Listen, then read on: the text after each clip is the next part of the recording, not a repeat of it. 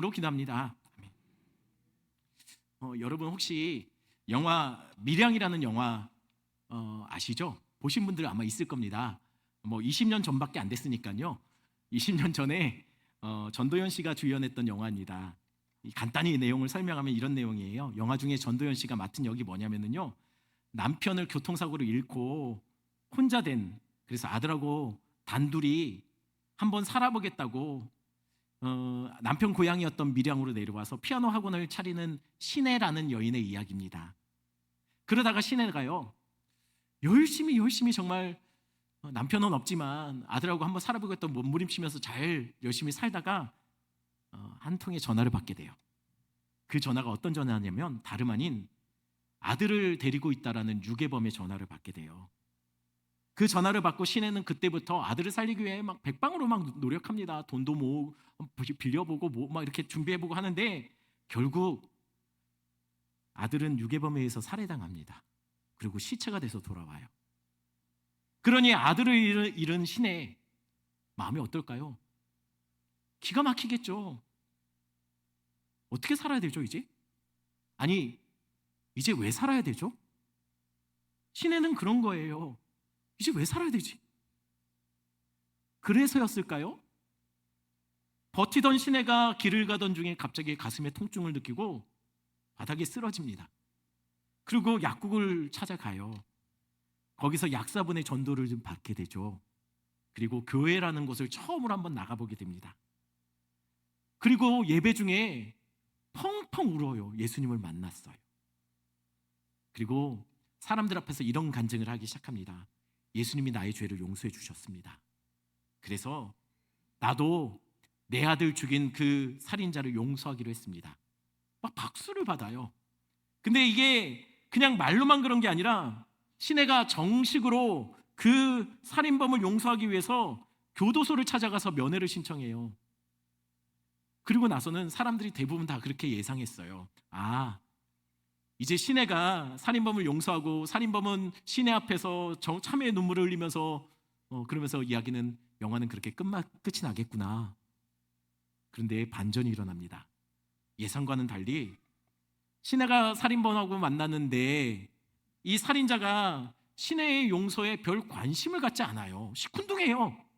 그리고는 이렇게 말합니다. 난 이곳에서 예수님을 만났습니다. 주님이 나의 모든 죄를 용서해 주셨습니다. 그래서 지금 내 마음은 너무 평안합니다. 그 말을 듣고 신혜가 어땠을까요? 기뻤을까요? 갑자기 분노해요. 막 오열합니다. 그러면서 이렇게 따져 물어요. 아니, 내가 용서한 적이 없는데 당신이 왜 용서받았다고 하느냐고. 아니, 내 아들이 죽었는데 왜 내가 아니라 하나님이 당신을 용서하냐고. 아니, 내 아들이 죽었는데 왜 하나님께 용서를 받냐고. 울부짖기 시작해요. 그때부터 신혜는요, 신을 부인합니다. 그리고 스스로 망가지며 일탈하기 시작해요. 어떤 식으로 망가지기 시작하냐면요, 교회가 기도회를 하는데 기도회 드리는 도중에 교회 창문을 돌로 던져서 깨트려 버려요. 예배를 방해합니다. 압권은 이거예요.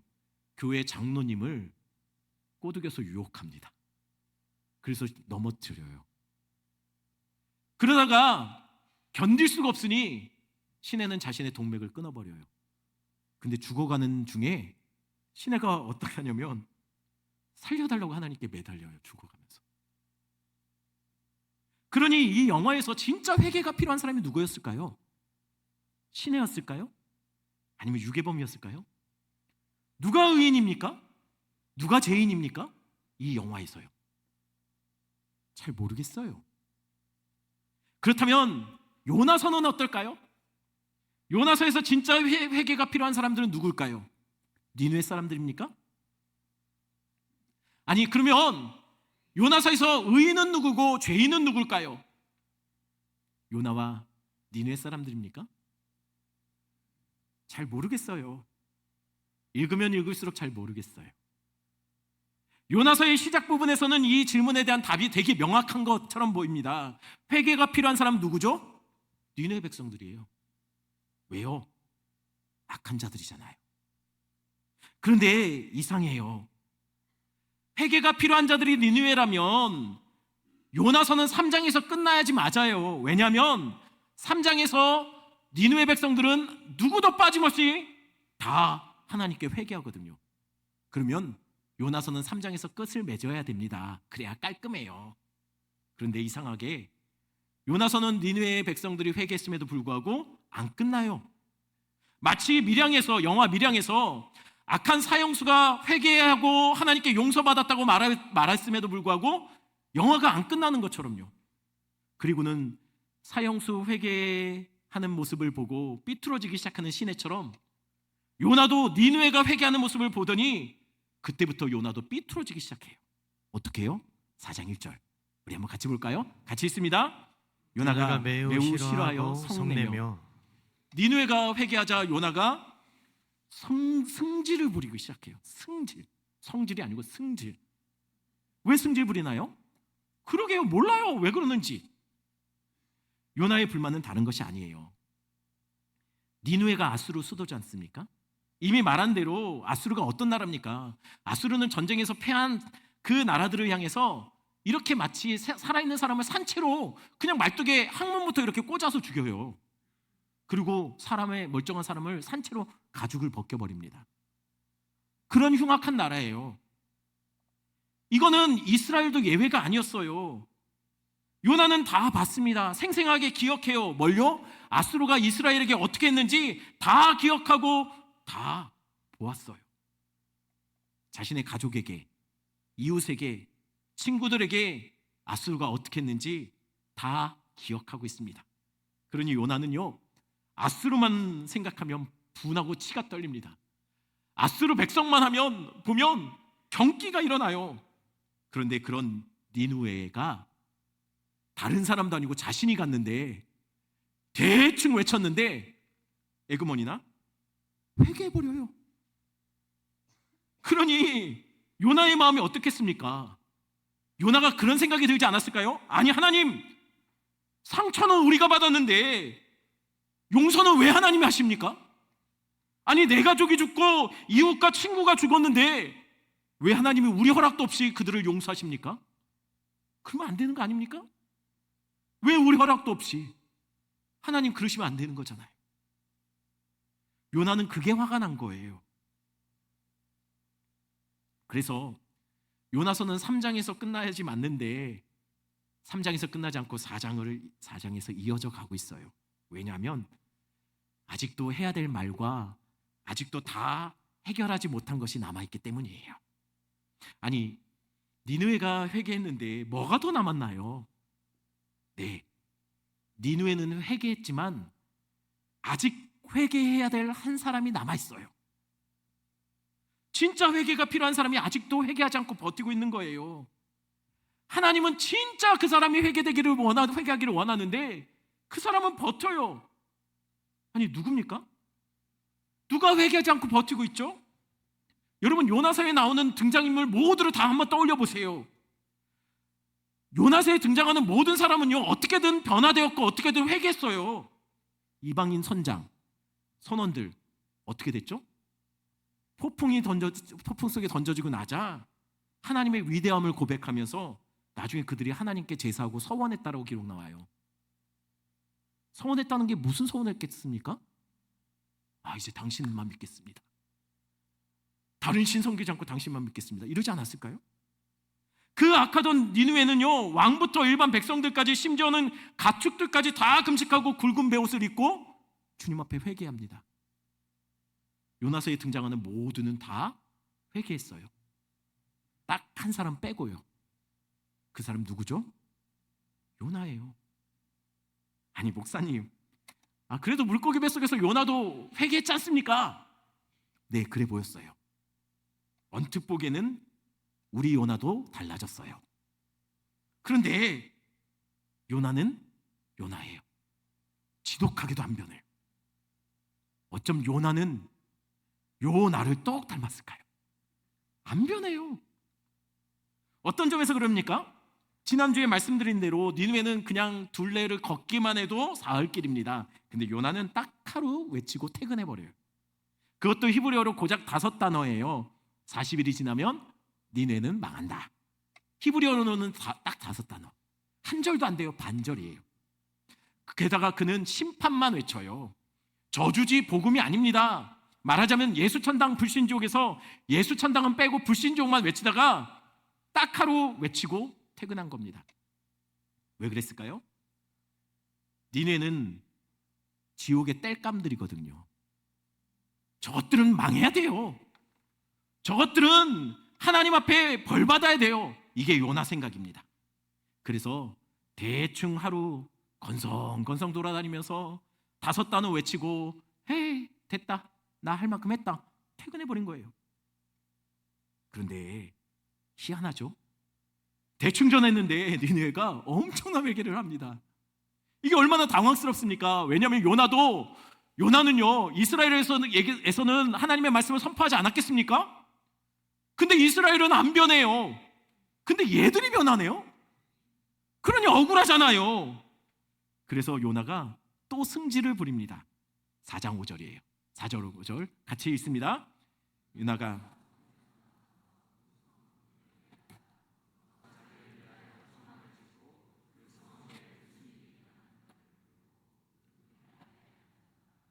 요나가 승질 부리다가 어디로 갔다고요? 성 동쪽으로 나가서 초막을 지었다고 얘기해요. 왜 성 동편일까요? 학자들은 그렇게 얘기합니다. 요나의 동선이 어떻게 됐냐면 요나는 니느웨 성 서쪽으로 들어가서 동쪽으로 나왔다. 그냥 관통해서 하루 그냥 쭉 관통하고, 보통 막 이렇게 막 다니는 게 아니라 그냥 쭉 관통하면서 니느웨 망한다 하고서 성 동쪽으로 나가서 거기서 초막을 지었다는 거예요. 왜요? 니느웨가 회개하는 걸 봤으니까요. 그 초막을 짓고 하나님 분명히 이거 망한다고 했으니 망하게 해야 됩니다. 지금 뭐 하는 거죠? 지금 하나님 앞에 시위하는 거예요. 여러분, 원래 시위할 때 사람들이 뭘 제일 먼저 하죠? 시위할 때 제일 먼저 하는 게 뭡니까? 천막 치는 거예요. 지금 요나가 본격적으로 천막 농성에 들어간 겁니다. 우리도 다음 주에 천막 칠 거예요. 왜요? 우리 성도들의 피부는 소중하니까요. 아마 현수막도 걸었다면 이런 현수막 걸었을 거예요. 니느웨에게 회개가 웬 말이냐. 하나님은 즉각 심판을 시행하라. 즉각 회개를 철회하라. 아수르 왕을 즉각 구속하라. 그럼 천막을 쳤으니 좀 농성하기 좋은 환경이 되었을까요?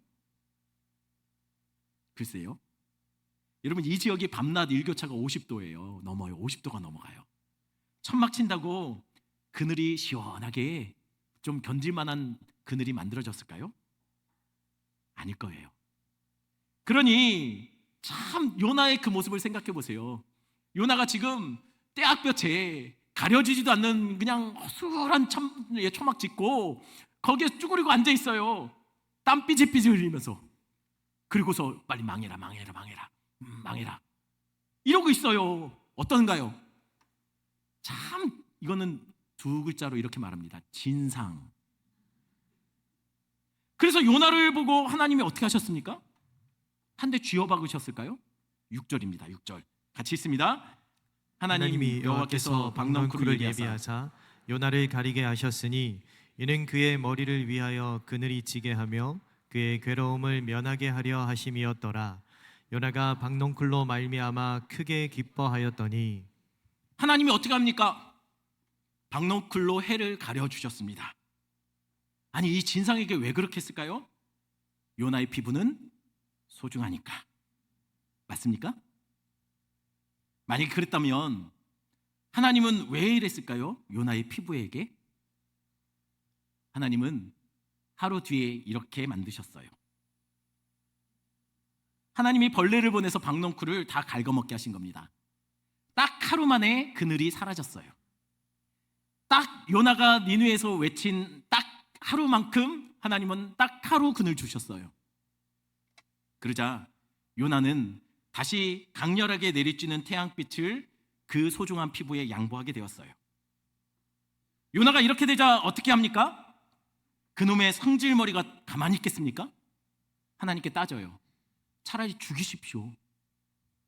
아니 사는 것보다 죽는 게 더 낫겠습니다. 죽이세요, 죽이세요.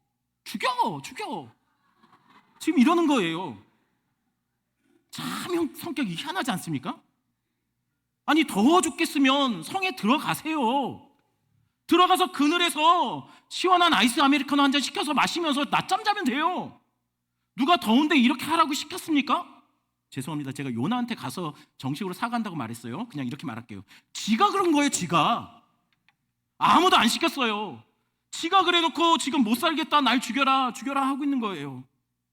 그래서 궁금하다니까요. 뭐가 궁금합니까? 이렇게 진상인데 왜 요나일까요? 당시에 요나 말고도 말 잘 듣는 선지자 많았어요. 아모스 있었어요. 아모스. 그리고 호세아도 있습니다. 호세아가 누군지 아시잖아요. 하나님 명령에 그 음란한 여자, 그 방탕한 여자를 그냥 아내로 삼고 가스마리 하면서 살아요. 데리고 끝까지. 말 잘 듣는 선지자 놔두고 왜 요나입니까? 호세아에게 일을 시켜보세요. 아마 호세아 너무 좋아할 거예요. 왜요? 아니 선지자의 기쁨이 뭡니까? 내가 가서 사역했는데 생명의 열매들, 회개의 역사가 일어나면 그게 선지자들의 기쁨 아닙니까? 그러니까 왜 요나일까요? 도대체 요나 누구길래 하나님 이렇게 요나를 계속 설득하고 요나에 대해서 인내하는 걸까요? 요나는 어떤 사람이죠? 여러분, 요나는 이런 사람이에요. 하나님 말씀을 잘 알아요. 스스로 하나님 백성이라고 믿습니다. 예배 안 빠져요. 잘 드려요. 성도라는 자부심도 있습니다. 그런데 죄인들을 향한 하나님의 마음에 관심이 없어요. 하나님이 죄인들을 향해서 어떤 마음을 갖고 있는지 요나는 관심 없어요. 그러니 요나는 누굽니까? 요나는 이스라엘이고 하나님의 백성을 대표하는 자예요. 지금으로 말하면 어떤 사람이 요나냐면 오랫동안 교회를 다녀서 말씀을 잘 알아요. 예배도 잘 드립니다. 스스로 성도라고 생각하고 교회에서는 권사고 장로고 집사로 불려요. 그런데 안 믿는 사람들을 향한 하나님의 마음에 관심이 없어요. 그냥 내가 신앙생활 하면 되지. 그냥 내가 교회 다니고 내가 신앙생활 하는데 관심 있지 하나님에 대한 마음이 없어요. 두 아들의 비유에서 진짜 탕자는 누굴까요? 둘째 아들입니까? 희한하죠? 우리가 볼 땐 둘째 아들처럼 보여요. 근데 하나님 예수 그리스도가 이 비유를 얘기할 때는요, 첫째 아들을 비유로 얘기하는 겁니다. 첫째 아들이 진짜 탕자예요. 왜요? 첫째 아들이 집 나갔나요? 첫째 아들이 아버지 유산 받아서 다 날렸나요? 아니요. 첫째 아들은 열심히 집에서 일하고 열심히 잘 살아요. 근데 왜 첫째 아들이 진짜 탕자일까요? 집안에 있지만 첫째 아들은 아버지의 마음에 관심이 없어요.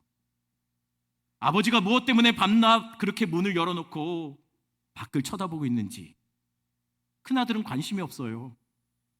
아버지가 왜 밤잠 못 이루며 이리 뒤척 저리 뒤척 하는지 큰아들은 모릅니다. 아니 알고 싶어 하지 않아요. 그게 다 집 나간 아들 때문인 것을 큰아들은 관심이 없어요. 알고 싶어 하지 않아요. 아버지의 마음을 모르고 그 아픔에 관심이 없다면 그건 불효자죠. 그리고 그게 진짜 방탕한 겁니다. 아버지는 간장에 녹아가고 있는데 아버지는 너무 아들 때문에 걱정돼서 잠을 못 이루는데 옆에서 쿨쿨 잠들고 아버지의 그 아픔에는 관심 없는 아들이 그게 바로 탕자라는 거예요. 여러분, 집 나간 탕자는 아버지께로 다시 돌아왔습니다. 왜냐하면 자기가 집 나간 줄 알거든요. 근데 집 안에 있는 탕자는요, 큰아들은 돌아오지 못해요. 왜냐하면 큰아들은 내가 떠난 적이 있다고 생각하지 않거든요. 떠난 적이 없으니 돌아갈 곳이 없어요. 돌이킬 이유도 없어요. 그러니 진짜 돌이킬 사람은 큰아들이죠. 바로 요나라는 거예요. 진짜 회개가 필요한 사람들은 교회 밖에 있는 사람들이기 전에 교회 안에 요나들이, 첫째들이 진짜 돌이켜야 될 진짜 탕자라는 거예요. 기억하셔야 합니다. 교회 안에 있어도 하나님을 떠난 탕자가 될 수 있어요. 그러면 그렇게 생각될 수 있죠. 아니 나는 교회 떠난 적이 없습니다. 난 예배 잘 드렸습니다. 아니 나는 봉사도 열심히 합니다. 난 직분도 있어요. 내가 언제 하나님을 떠납니까? 하나님이 주목하는 곳과 다른 곳을 바라보고 있다면 그건 하나님을 떠난 거예요. 하나님이 지시한 곳과 다른 방향으로 나아가고 있다면 그건 방탕한 겁니다. 하나님은 잃은 영혼, 하나님을 떠난 백성, 어둠의 땅, 예수 모르는 사람들을 보며 마음 아파하고 있는데 우리는 뇌 실만한 조그만한 박넝쿨 그늘 하나 만들어 놓고 거기에서 웃고 떠들고 기뻐하고 있다면 바로 우리가 요나인 거예요. 하나님의 마음이 쏟아진 곳에 내 마음이 부어지지 않고 있다면 바로 우리가 요나입니다.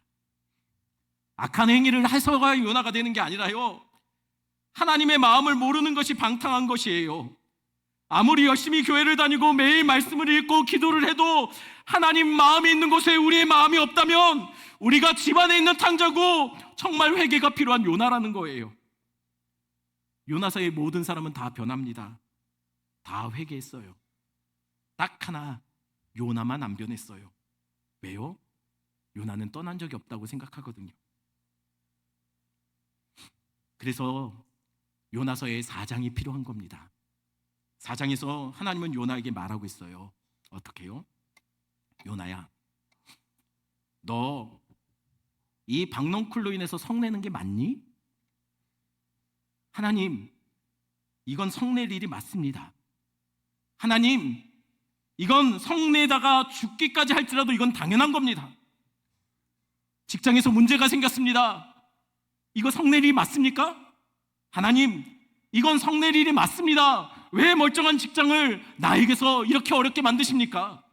내가 계획했던 일이 무너지고 내가 생각했던 기도했던 것들이 다 실패로 돌아갔습니다. 이건 죽고 싶을 정도로 성낼 일이 맞죠. 하나님을 원망할 일입니다. 내가 무시당하고 건강에 문제가 생기고 사랑하는 사람과 이별하게 되었습니다. 이건 죽을 만큼 화나는 일이 맞습니다. 왜요? 그것들이 나에게 편안함을 주었던 작은 그늘이 되어 주었거든요. 하나님도 아세요. 그것이 우리에게 얼마나 중요한지 다 아세요. 그런데 하나님, 요나에게 이렇게 묻습니다. 그럼 이 큰 성읍 니느웨는 나에게 어떨까? 그곳에는 좌우를 분별하지 못하는 사람이 12만 명 있는데 너 박넝쿨이 그렇게 소중하니? 그러면 이렇게 많은 영혼들이 있는 이 죽어가는 이 백성들, 이 성을 나는 어떻게 생각할까?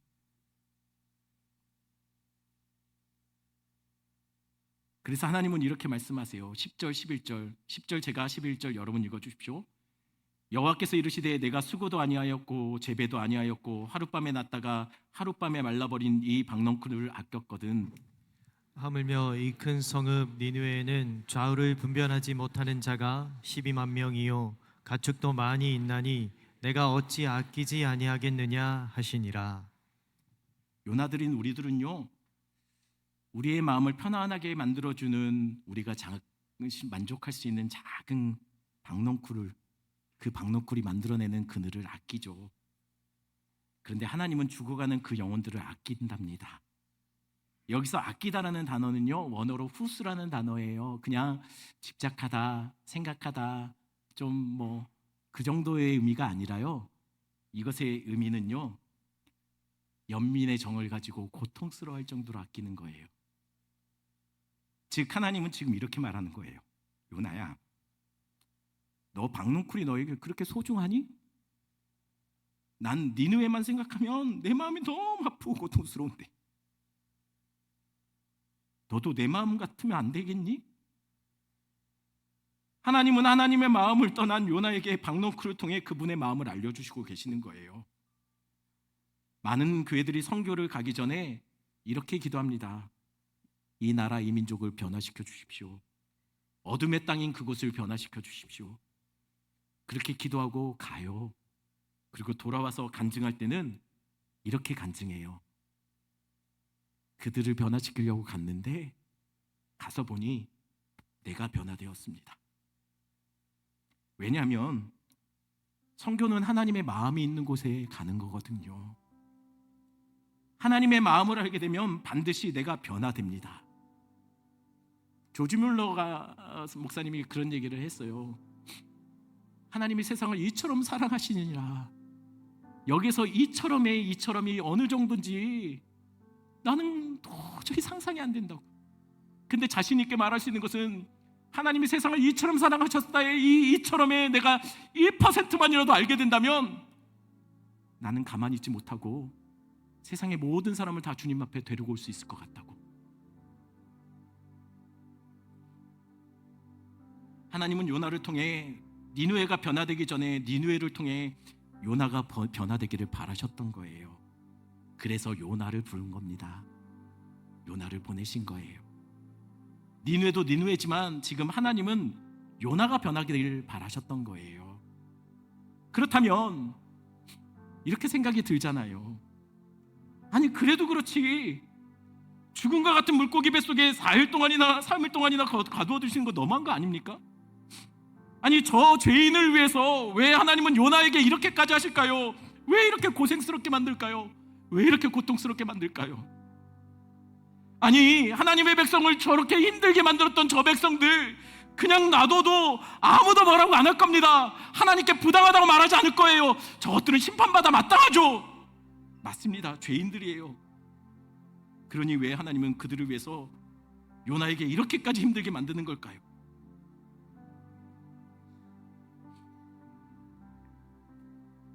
그렇게까지 하시는 것이 하나님의 마음입니다. 아들을 십자가에 죽이셔야 했던 하나님의 마음, 요나를 통해서 하나님의 마음을 알려주시는 거예요. 그렇게 안 하셔도 돼요. 그렇게까지 하실 필요 없어요. 그런데 하나님은 그렇게까지 하시기로 했어요. 죽을 수 없는 하나님이 죽을 수밖에 없는 우리 인간의 몸을 입고 이 땅에 오셔야 했어요.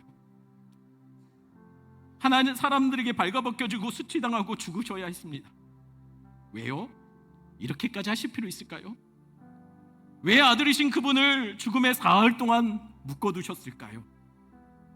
그리고 왜 사흘 만에 다시 살리셔서 죄인들의 살 소망, 부활의 소망을 주셨을까요? 왜 그렇게 하셨냐는 거예요. 그게 하나님의 마음입니다. 그래야 니느웨가 사니까요.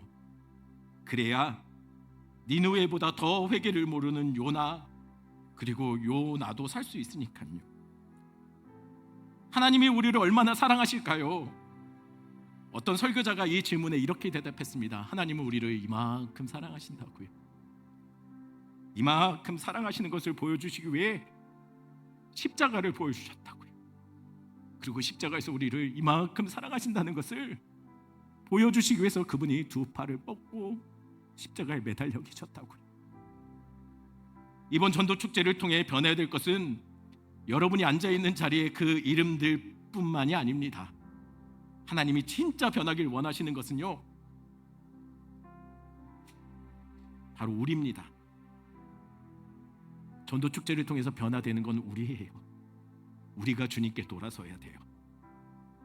하나님 마음에 관심 없던 우리가, 하나님의 죽어가는 영혼들을 향한 무너지는 마음에 관심 없던 우리가 돌이켜 하나님의 마음에 동참하는 것이 바로 전도예요. 그러니 우리 찬양 부르시면서 우리 같이 기도하는 마음으로 기도했으면 좋겠습니다. 하나님, 당신의 마음을 우리에게 주십시오.